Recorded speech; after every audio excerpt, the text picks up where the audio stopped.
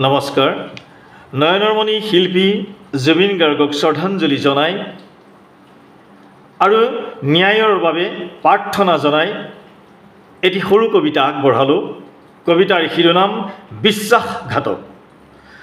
অচিন সাগৰত মেলি দিলি আনি, হাভা থুৰি খালো এঠানি সঁহাৰি বিচাৰি।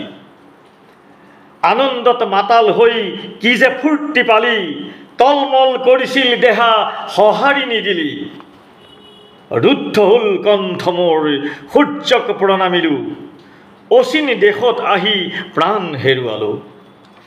বন্ধুত্বৰ এনাজৰীৰে বিশ্বাসঘাতকতা কৰি প্ৰাণ ললি মোৰ সাগৰত মেলি।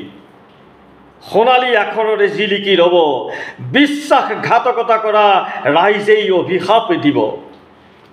সত্যৰ সন্ধানত বিশ্ব জাগিব, যুগে যুগে অভিশাপ দিব তহঁতৰ জীৱনত। শান্তি নেপাবি এই জনমতো, তিল তিলকৈ জহি খহি যাবি বিশ্বৰ অভিশাপত। মই আকৌ আহিম ৰাইজৰ আশীৰ্বাদত, অসমীৰ আই কোলাত বহি গীত গাবলৈ। নৱ প্ৰজন্মৰে হাতে হাত ধৰি বিশ্বত আই অসমীৰ মান উজ্বলাবলৈ মই আকৌ আহিম। ধন্যবাদ।